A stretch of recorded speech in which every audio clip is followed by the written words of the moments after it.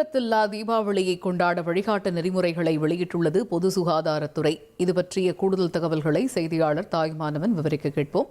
தாய்மானவன், இப்ப வழிகாட்டு நெறிமுறைகளை வெளியிட்டிருக்கிறது பொது சுகாதாரத்துறை. தீ விபத்தில்லா தீபாவளியை கொண்டாடுவதற்கு என்னென்ன அறிவுறுத்தல்கள் அதுல இடம்பெற்றிருக்கு?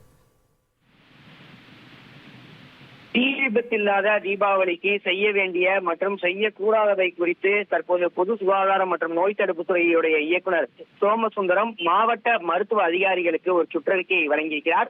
அந்த வகையில சுவாச பிரச்சனை இருப்பவர்கள் தீபாவளியின் போது வெளியே வர வேண்டாம் எனவும் வீட்டுக்குள்ளேயே இருக்குமாறு பரிந்துரைத்திருக்கிறார். மேலும் பட்டாசுகளை வெடிக்க லைட்டர்களை பயன்படுத்தக்கூடாது என்பதையும் அவர் கண்டிப்பாக தெரிவித்திருக்கிறார்.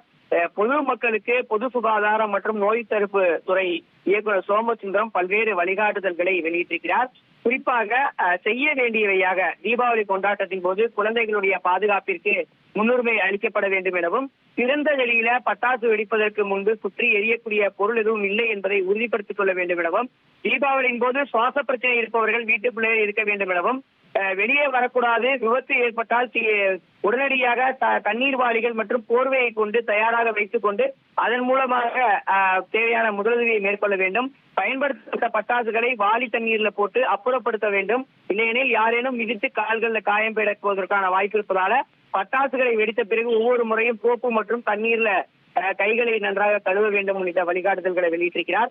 அதே போல் செய்யக்கூடாதவையாக கைகளில் பட்டாசுகளை கொளுத்தி தூக்கி எறியக்கூடாது, மின்கம்பங்கள் மற்றும் கம்பிகளுக்கு அருகில ஒருபோதும் பட்டாசுகளை வெடிக்கக்கூடாது, பாதி எரிந்த பட்டாசுகளை தூக்கி வீசக்கூடாது, எரியக்கூடிய பொருட்களின் மீது விழுந்து தீப்பிடிக்கக்கூடிய வகையில எந்த விதமான பட்டாசுகளையும் வெடிக்கக்கூடாது உள்ளிட்ட பல்வேறு வழிகாட்டுதல்களை வெளியிட்டிருக்கிறார்.